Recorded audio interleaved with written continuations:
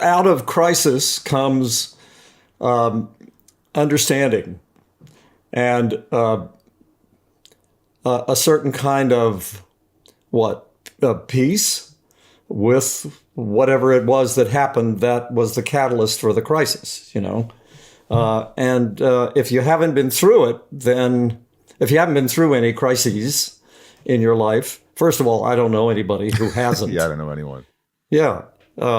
So we're all kind of brothers and sisters in that regard, that we all have that in common. Humanity does. Right. Some of us recognize it, some of us don't. But I think one of the things about being an actor is that it says to people, look, do you see something of yourself in this situation or in this character? And that's the great gift that we're able to share with people. Yeah. I feel like a lot of my things, the things that came out were ego, a lot of ego things. I was upset by things because maybe they didn't go my way or I wasn't in control. Yeah. You talked about your first marriage. Was that something that wasn't your choice, that you didn't want a divorce? At the time, no.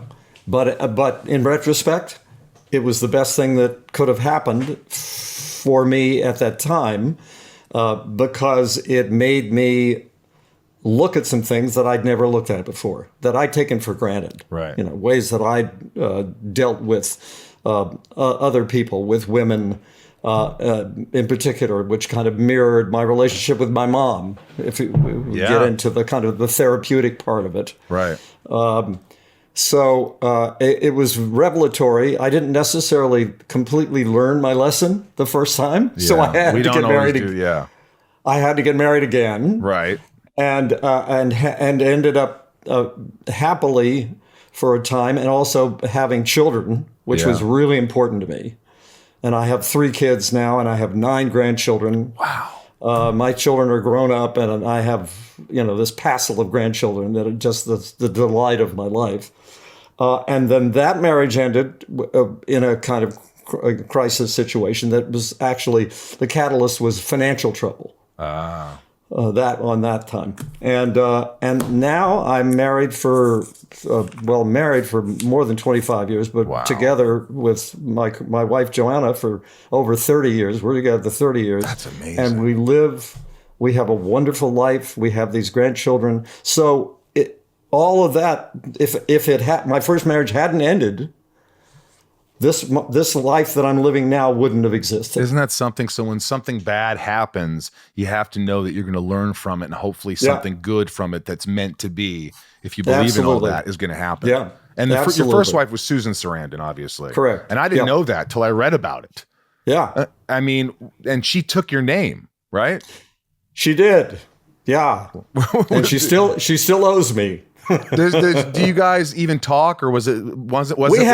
We haven't talked in a long time, although we do stay in touch occasionally, because I had a very strong relationship. She's one of a number of children. She's the oldest of 8 or 9. I can't remember now how many, but I had a relationship with all of her siblings when she and I were married.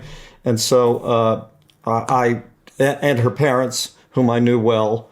And actually her mom ended up being a friend of my mom's post. Wow. This is like, maybe 15 years ago, because they lived in the same town and they ended up connecting.